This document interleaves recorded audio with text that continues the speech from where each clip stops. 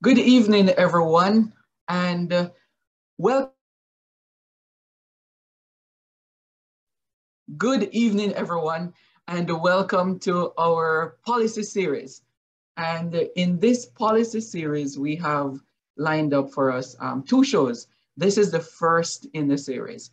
And we have a panel of wonderful policy analysis and also analysts, sorry, and also our stalwart from the Northeast, our representative, Dr. Karren Dunkley.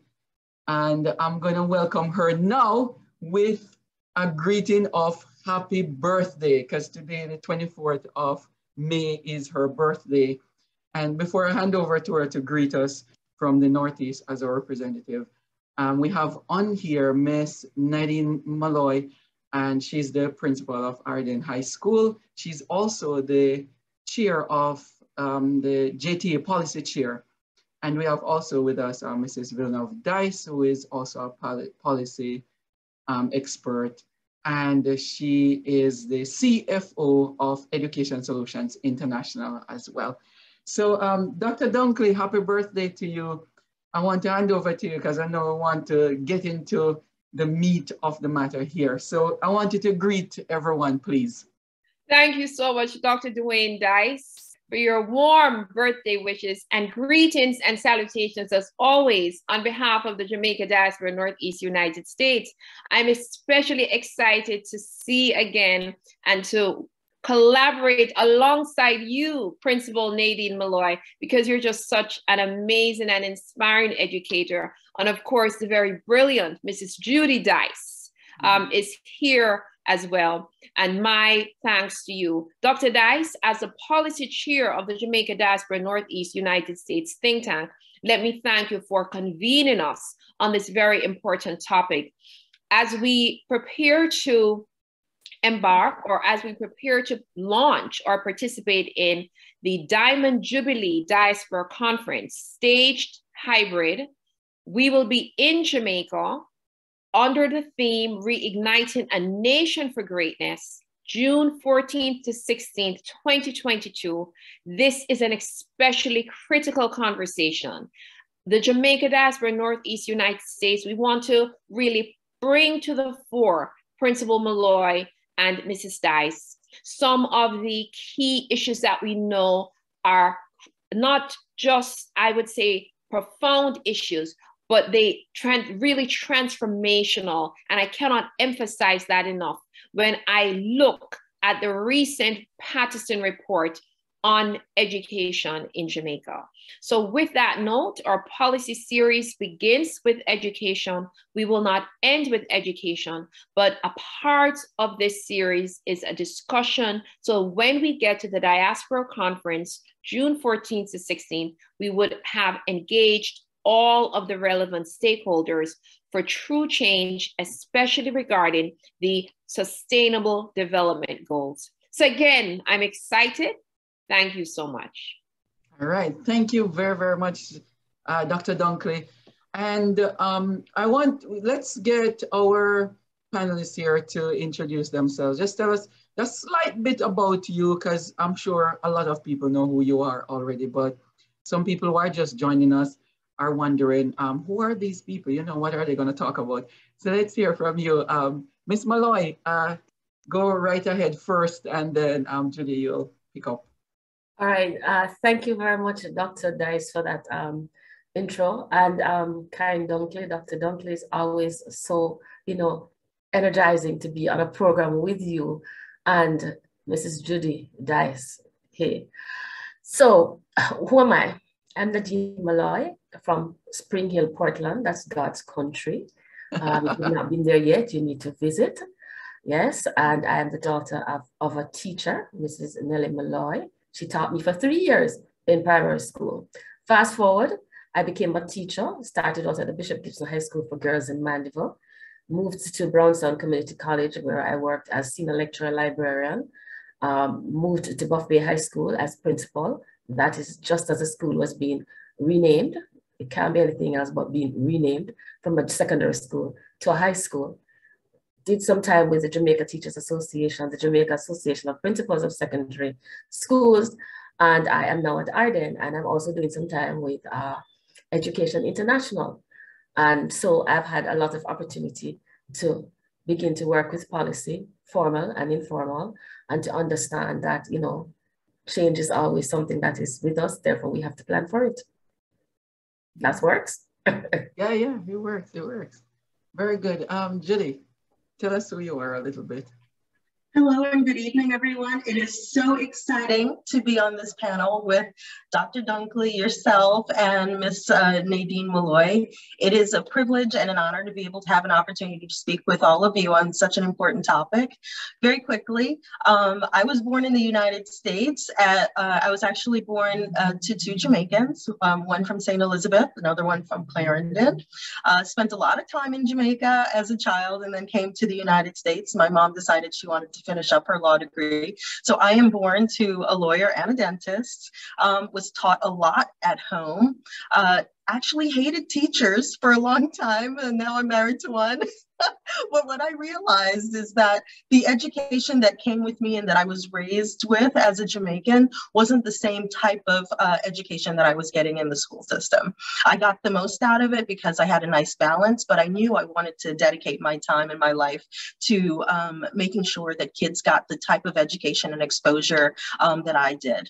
And so I ended up in policy, and here in New York City, I was created. Because the school system is so big, what they do is they actually train us to be able to find all the ways that we need to support in order to be able to provide the best environment. So unlike all of you, I have never been in the classroom as a teacher, but I know all about the infrastructure and school food and transportation and social and emotional learning and curriculum, everything that supports you. So, and I am responsible for not only understanding and writing similar policy, but also for translating it and making sure that those families and students and school communities that benefit from all of those internal policies get the benefit of not only understanding, but also learning enough about it to participate. So it's really exciting to be able to talk about this at a time where Jamaica is kind of re-envisioning itself. So I look forward to obviously being able to share what I know and also learning a lot from you. So thank you for this opportunity. Okay, all right. Dr. Dunkley, let me hand over to you to, start us off, kick us off with your fire. And fire we must have, right? Yes, Holman says the fire next time. Again, because oftentimes when we talk about education policy, especially as we enter it from the diaspora, it's a lot of projects. And so we really want a fundamental shift. Of course, we continue our projects, but we believe, Principal Molloy, you being on the ground in Jamaica, that one of the systemic ways, the most sustainable ways that we can get to change and true equity for every child in Jamaica is through those policy changes and the policy actors and the implementation. So I was really grateful to hear that you are the policy chair for the Jamaica Teachers Association. And the very first question that we have for you is, when it comes to education policy in Jamaica, especially as we continue to emerge from the COVID-19 pandemic, especially noting that the recent Education Transformation Report dealt with so many issues, as well as I noticed that notably that was absent for me was the focus on children with exceptionalities or students with disabilities. So the first question or the first point of discussion is, where does policy sit in Jamaica within the infrastructure, to use Miss Judy's term? Who are the policy actors and where do we have policy sitting within the infrastructure that we need to impact? As I understand it and as I see it operationalized, policy in Jamaica starts with the government naturally. And we receive that through our parent ministry, that's the Ministry of Education. However, I do find from time to time that policy does not capture all of what we on the ground feel that it should capture. There you have spoken about the absence of greater scrutiny and greater exposition on what happens with our special education, our special needs students. I want to say that but then on the other hand, there is a lot of talk to, and you don't see it being operationalized, because there's a lot of talk about early childhood education. There's a lot of talk about primary education, and we're not seeing it operationalized. Policy, in my opinion, and as I have worked with it over the years, policy is overarching when it comes from the ministry. When it gets to the school level, the school now has to rework that policy to ensure that you capture the realities of your school on the ground. And if policy doesn't come from that perspective, if it is not seen as something that is not a one size fits all coming from the top, then it's never ever going to work. What is the reality at an Arden High School is not the reality of my friend Paul Hall over at Tarrant. So I just shared with Dr. Dyce earlier, a social media policy that we first generated at Arden in 2013. And I'm sure there is a later version of it. And it still needs to be updated given all of what has happened over the last 2 years. You will have to look at what is happening at a school. What are the resources that a school has? What are the communities that your students are coming from? What is the background of your staff? In tandem with this social media policy is also a bring your own device policy. When you talk about bringing your own device, what an Arden student giving God thanks is able to take to school, there are many other schools who are not able to do that. So we can say at Arden, not the phone, we want a Chromebook, which is what we have said now. But there are other schools that it has to be a phone or whatever else you can afford to take to school. So there's a lot that needs to be done in terms of research, in terms of needs assessment, in terms of understanding your publics that you are serving before you can begin to say that your policy is and I hope this term it finds favor, it's a right fit.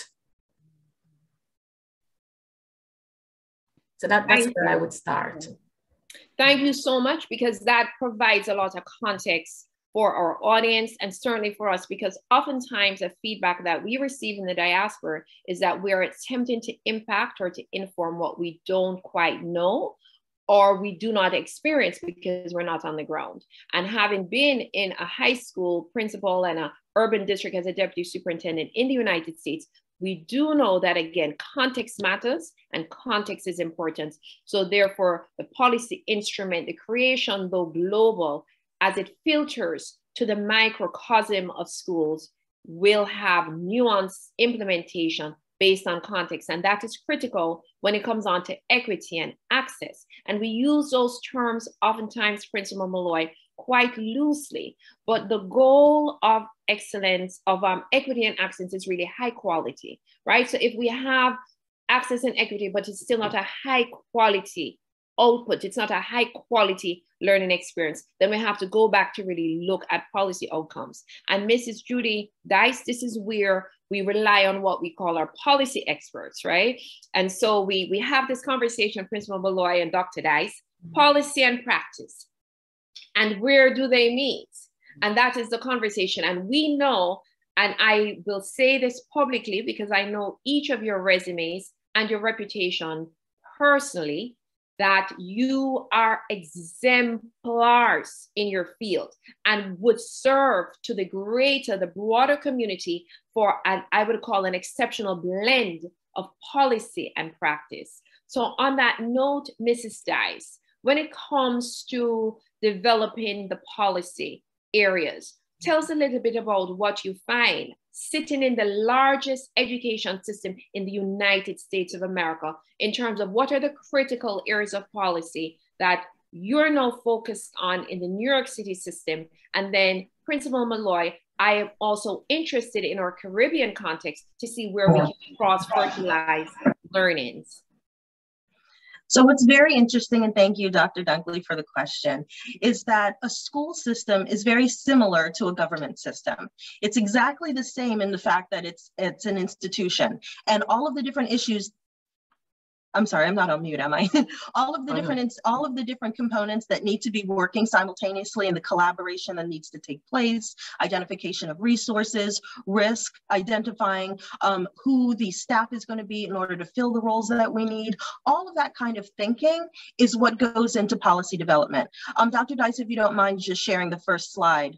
I'm just generally, when you are a policy professional, you have to think in the frame of mind of what are the outcomes that you want to have as a possibility for the students that you're teaching. School policy goals have to do with preparing students for a future that gives them multiple options in order for them to be able to be self-sufficient. And I use that in this particular side as being represented by money, right? But those areas of education that we need to focus on and in order to develop the policy have to come from government values or school values. And those values in our modern times is going to be financial literacy, of course, physical health, mental health is a big issue. Digital literacy is critical, but they need to come out competent. They must come out confident in their own abilities. Otherwise, they won't be, I guess you could say, confident enough to be innovative, right? Because you can have a lot of information, but you could be scared to try. Innovation is very important in this day and age because we have an opportunity to tap into a world economy. And so being in a small country, being in an impoverished country is not a limitation as long as we're able to tap into the resources and our creativity. And finally, now we're talking about our education. What does a complete education look like? Agricultural education is critical in a time where we have insecurity around food and the quality of food that we're receiving. Many of you who live in the United States or have visited know we'll pay anything for, organic food.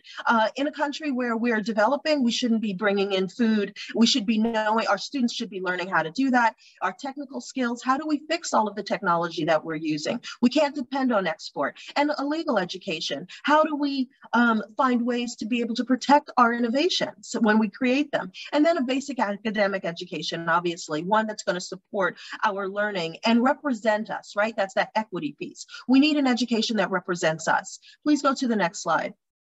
So once we identify what those goals are, these are the four major components that every school policy needs to be able to address. And if anything is missing, that means they're not, it isn't a complete policy. Now, I did read in the paper recently that in Jamaica, they were coming up with a nutrition policy, that it's still in the process of being approved. However, usually, once you've come up with a policy and you've identified the issues, then you reach out to the community, you find out what their needs are, and then you present a complete policy that allows them to implement. So I'm not really familiar with the process of just sharing, okay, we're going through the approval process, but at least they're doing that. That's very exciting. I also read that transportation was provided for schools where kids could go back face to face. I don't know if that was continued, if any of you know that, but transportation is critical. Why? Because there are many students, and Dr. Dyce will tell you, who have a hard time getting to school because of financing. If our goal is to be able to support all students, school policy must include a transportation policy that allows for kids to be able to get into school. And then, of course, we all know infrastructure. A school that isn't equipped with what they need in order to be able to keep the place safe, for learning to take place, sufficient equipment for learning science, sufficient resources for doing art classes. All of those are very important to the overall learning. And then there's instruction, which we know there's a whole slew of information that needs to go into instruction policy development that must include what Dr. Dunkley said earlier. I mean, differentiated instruction, students with disabilities, just different learning styles, right? So all of these things need to be dealt with, and on the policy for accepting students into different programs and what finances are available to make sure kids are being able to afford their fees. So that's an understanding of what goes into the roadmap of policy understanding before you get into now implementation. And I will stop there so that we can get some impact, some responses on that. But you can understand understand that. And I'm sure, Nadine Molloy is familiar with all of these aspects. She has a very diverse population. Many students are affluent. So the issue of having to get transportation might not be an issue, but there might be some students that might need assistance with food. But if you have the resources, it's not an issue. The fact is there is, I guess you could say, there is a wealth of knowledge and opportunity and potential in every student. So we don't want their inability to have access to financing and transportation to be hold them back, to be able to be complete contributing citizens, right? So they can become Dr. Dyce's, later on in life. It's very important that we make that possible. If I may say this though, I have a mixed population at Arden. They come from everywhere. There are affluent students and their students are not affluent. What is very heartening though, the support that we get from the PTA, the alumni, and well-wishers, so that everyone can experience a high-quality education. And I love that punctuation of community and village, because that is so African and so Caribbean, right? And so necessary to really propel each student, because where families might be under-resourced materially, that emotional and spiritual resourcing that allow others who can to give really carries the school. So on that note, Principal Molloy, what did I miss? Are we now providing education for students, transportation, pardon me, in Jamaica?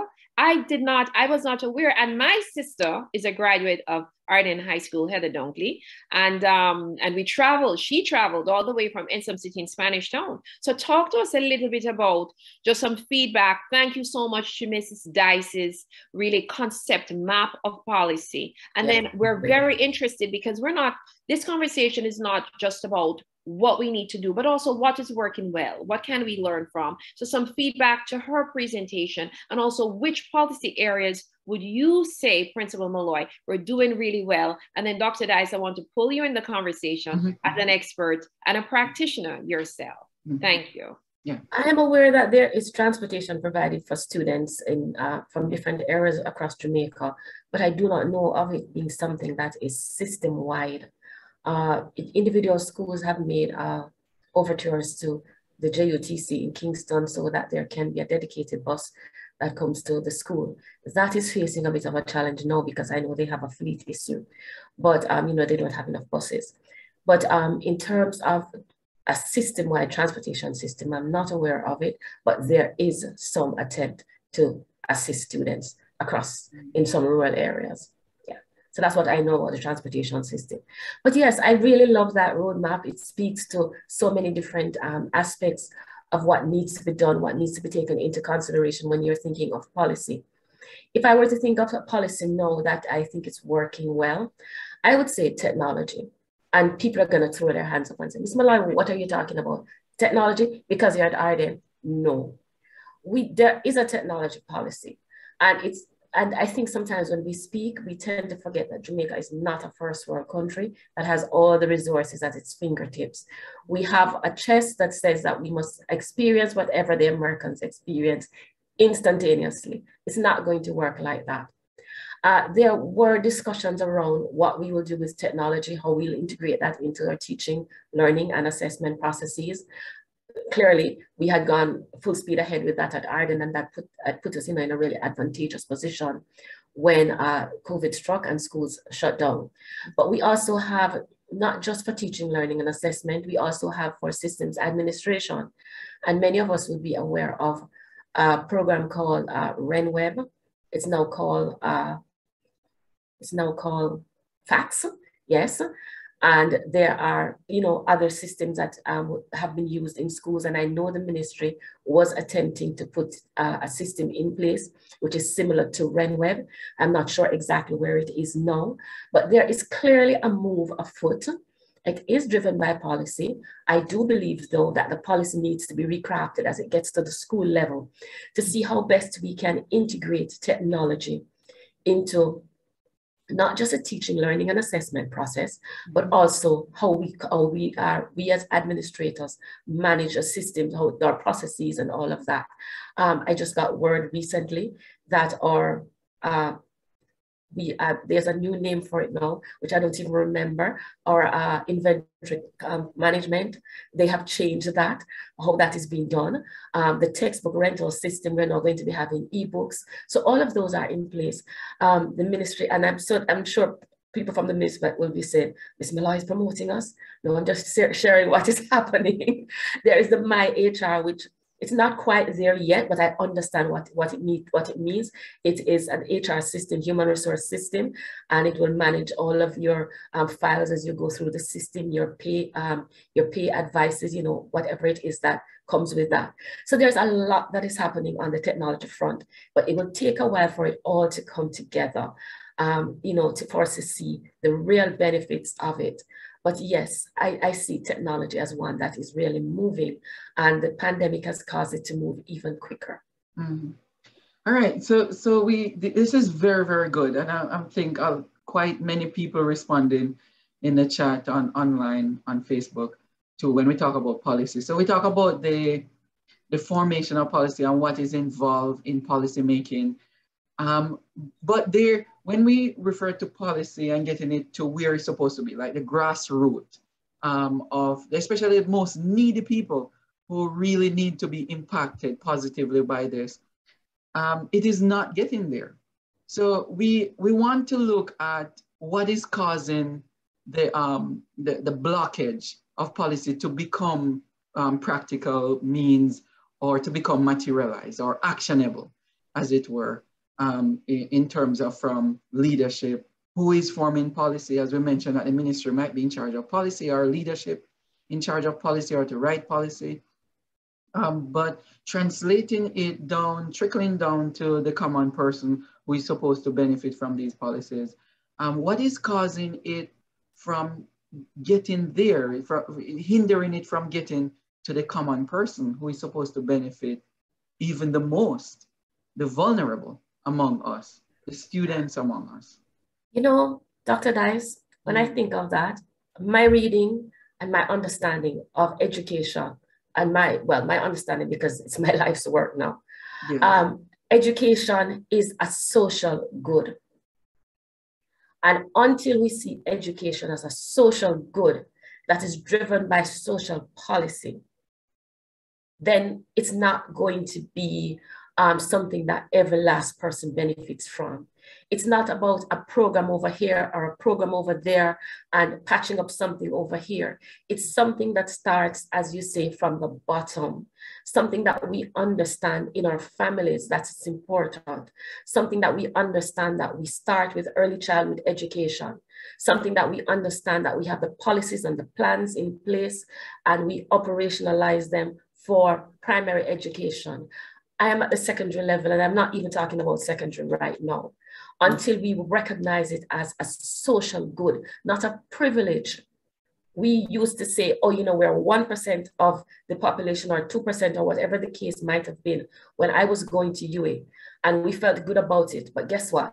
Fast forward to today, that was a wrong attitude.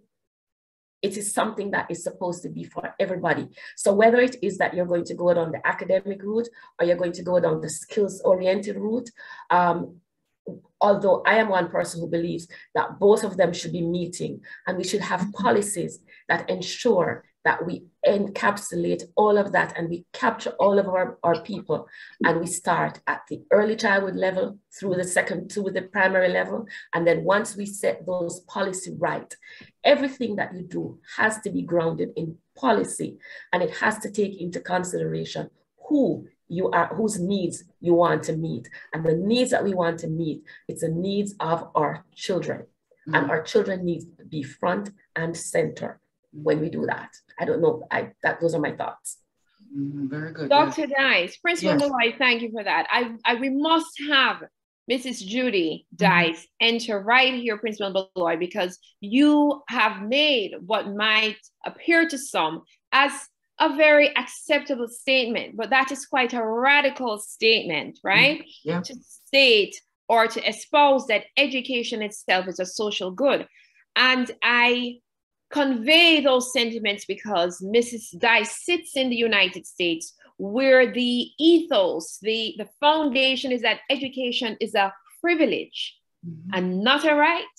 And so therefore the onus of quality and all of the words and the wishes that we have somehow do not compute, because in the end it is a privilege. There's nowhere in the Constitution that really specifically speaks to the state providing education. And so what you have is that at the federal level, which would be our governmental level in Jamaica, you have very, I would call it, soft legislation when it comes to education. What we do have at the state level is the thrust to say that you must have a child in school at a certain age, and the federal government recently, in recent times, have implemented what they call a free and appropriate education, FAPE, where children cannot be pulled out of school. So Mrs. Dyce, enter the conversation here.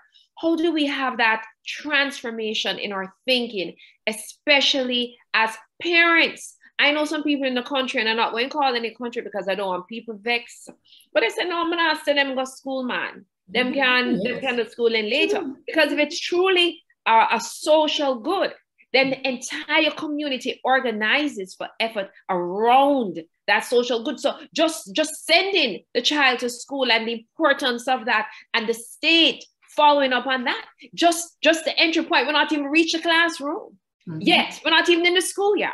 Mrs. Dyce. I have to radical statement. Principal Molloy. Radical. I'm so excited when I talk to you. Listen, it's absolutely a social good. The fact is, it's our students that are going to uplift our entire society.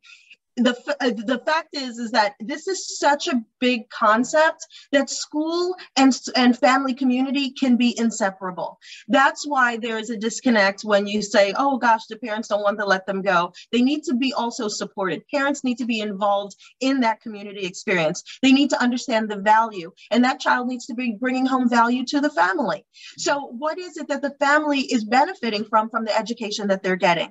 Right now, there's too much of a separation, and Ms. Molloy mentioned this whole academic or agricultural or technical track, them all being separated. They need to be involved together. Because I remember my mom telling me when she was studying, obviously, in Jamaica, she said, yes, I was really good at school, but I knew how to make hats. I knew how to make hats because if ever I needed a job, I had a technical skill in place. So I mean, you know, being an academic is not separate from being, capable of doing other things. And I want to say to you, Ms. Molloy, United States being a first world country and all, we had hundreds of thousands of students that did not have computers.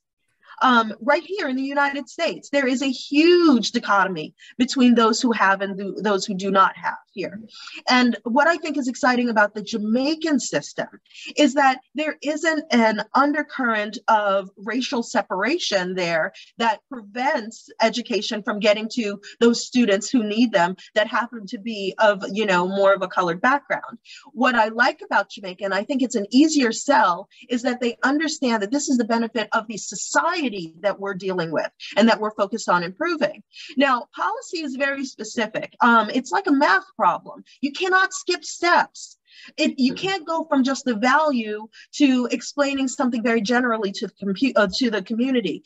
It has to establish some sort of a plan, identification of resources, data. We need a centralized data system in Jamaica where we're collecting information on every aspect of challenges. Where are students located? What is the distance that they have to travel? Are we addressing that? When we're getting kids into school and we're assuming, like Dr. Dyce said in another lecture, we're assuming that they understand the English that we're teaching them. What evaluation is being conducted at their entry point in early childhood where we can establish whether or not they really do have enough understanding about the language in order for us to move forward. Now, he's sharing a slide that gets into that level of, data collection and policy values that must be aligned in order for us to be able to move forward. So the data collection that you would have to do, like, let's say for nutrition, is kind of, the majority of students don't have access to food. We can just assume that.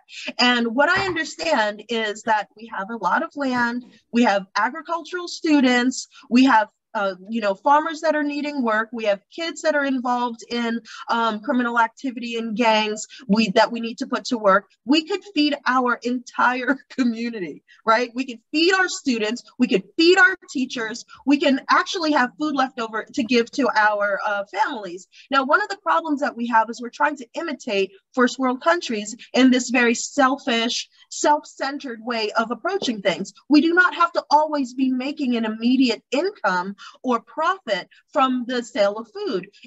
Investing in food is essential. I'm going to explain to you. Here in New York City, the Department of Education, not the national government or the state government, but city education division, make sure that there's food available all year round. That means holidays, that means summer. The kids are always able to eat on the breakfast and lunch. They go to parks, they go to swimming pools, everywhere they need food, they have them, because the New York City education system has established that making sure that kids eat is essential to their health and their ability to learn. So this is something that's very critical that we do a lot of investment in, and Jamaica definitely needs to jump on that bandwagon. We need to feed our children. Kids are resorting to all kinds of things to get food at home. The family wants them to stay because they want them to contribute to food. We should eliminate this as an issue. And I'm not speaking about, changing the government. What I'm saying is, as Ms. Molloy said earlier, our kids are a social need for us to make sure that they change the world. Jamaicans have traveled all over the world and made considerable contributions. My mother used to say to me how, she would go to school and she was starving. I mean, she got used to the sound of her stomach. It is obscene that they would need to do that in a country that has so much fertile land. I know Dr. Dyce told me how he would go to school with just one orange. This has to end, because our kids cannot learn if they're hungry. They fight in class, they feel like they're sick. A lot of things we need to make sure they're equipped to get the learning that all of our teachers are there and willing and excited and trained to give them. So that's my passionate, If I may jump in though and join, contribute to or do a follow-on to what you've just said. We do have programs, or nutrition programs, or PATH programs supported by alumni and parent-teachers associations that support nutritional needs of students. What I think we really need to have happen is for it to be more far-reaching. So I really, as someone who's been in the system, I wouldn't want to give the impression that it's not there any at all. It's there, but it's not there at the level that we would like for it to be. And that is where we perhaps need to look. You see, I find too that we need to prioritize sometimes what we are doing.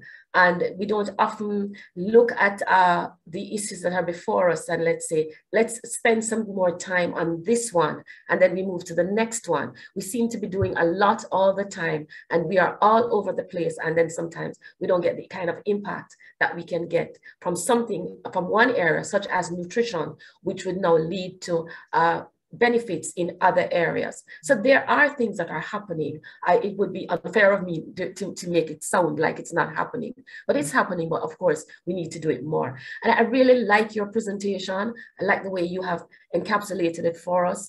And it's something that will give us a lot. And those of us who are online, will give us a lot to think about as we go back to our institutions, our organizations, and work on how we, make policy a little bit more far-reaching, a little bit more impactful. Yeah.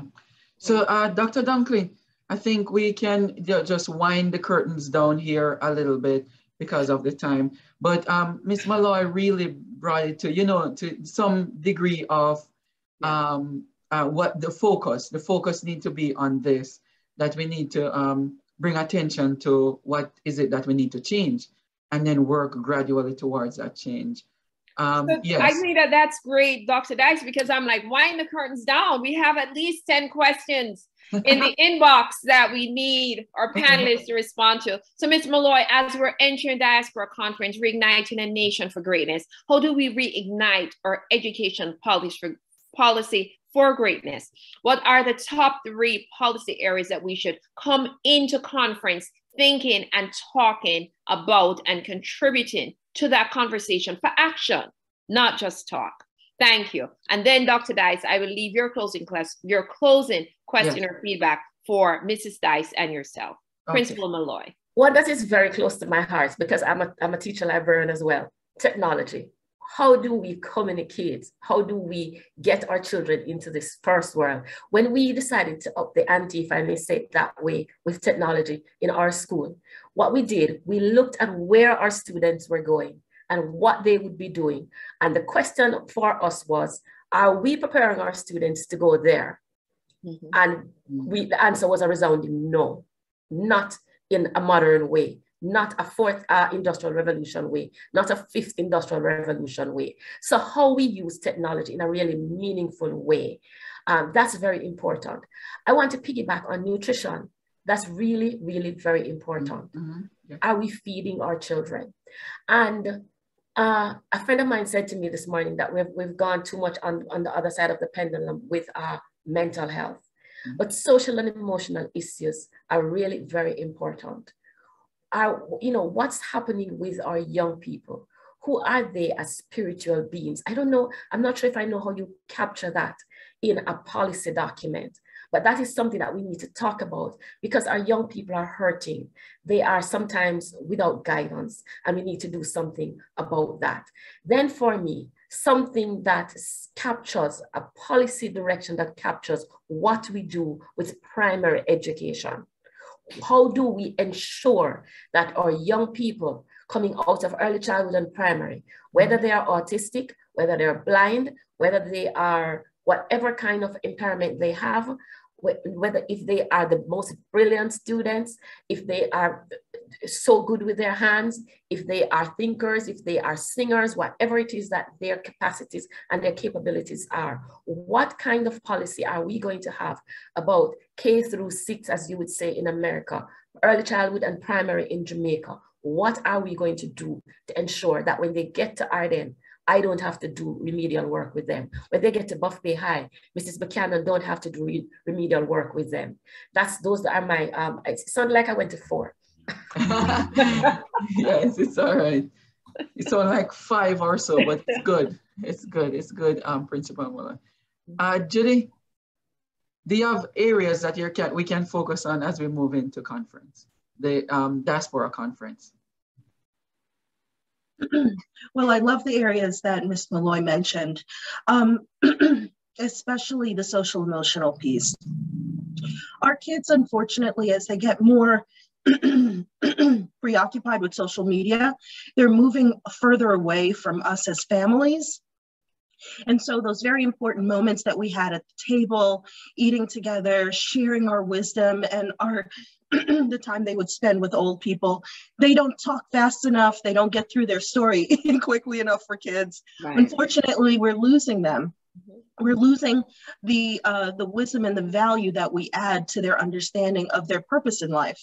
And once you lose an identity, an idea of why you're here, then you get confused, right? You get lost. And so we have to find a way to, make sure that those conversations are happening in the school.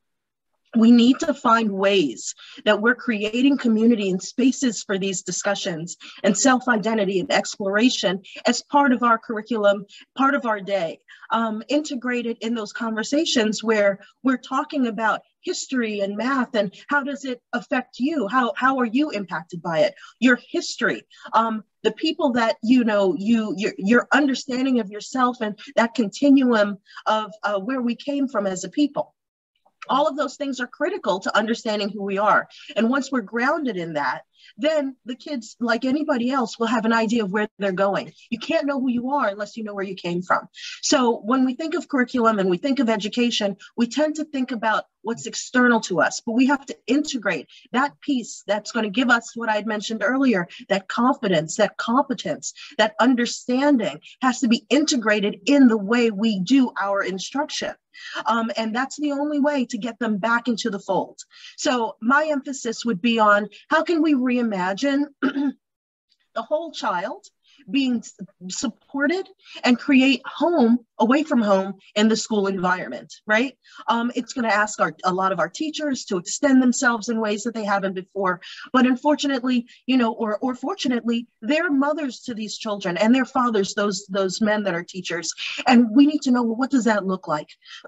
Checking in, something that we never do. How are you feeling? And really waiting for the answer and having a support system in place to give them the support they may need if they're feeling, or that space to be able to feel. So those are the kinds of things that we have to start integrating in our practice, in our culture, in our understanding of what the classroom can look like. And that way we can support our children on that social emotional level. Thank you, Judy. And you know, Dr. Dunkley, this is possible. It is possible. And Marcus Garvey, it's possible to be taught in schools. That's policy, education policy part 2. That's exactly where I was going. Exactly where I was going to mention this. Yes. So we talk about tech. We need some more tech, according to Principal Molloy. We need food for our Not kids. necessarily more tech, you know, not necessarily more tech. It's how we use it well. And we're going into conference for our social media, those who have joined us, and certainly on our Zoom, with digitization as a backdrop to this year's conference and all of the areas that we will discuss. So very excited to see that we're aligned, and there's synergy, Principal Molloy, coming from you, such an outstanding educator in Jamaica. Yes. So Dr. Dunkley, wind us down, please, with your comments. You have Dr. Dyce as our policy chair, the last word. My one word is simply action. We know, they said everything we need to know about what we need to do for children, we already know. The capsule is action.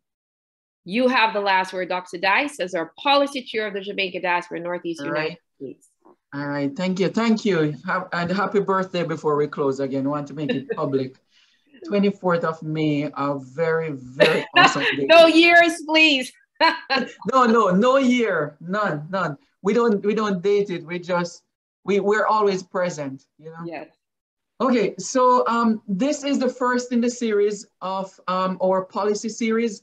We have another one coming up. Today we talk about educational policies. It was very short, very spicy.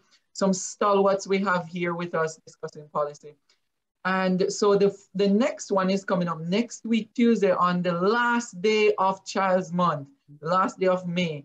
And it's going to focus on safety policy for our children. So we're looking at what keeps them safe and some of the areas that we need to focus on for safety and things that we probably need to change. So we're going to look at those areas. So I want to thank Principal Nadine Molloy, Ardent Principal for life.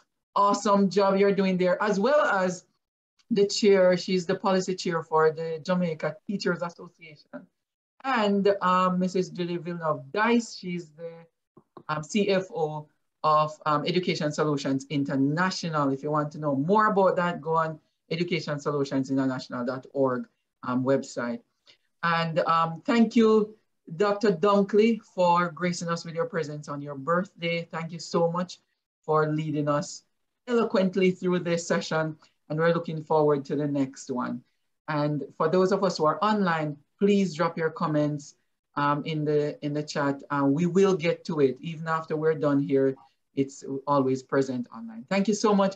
Enjoy your evening, and we will see you soon. Another week or so, we'll see you. Thank you so much, Principal Molloy and Judy. Thank you. Welcome. Thank you, everyone. Welcome. Yes.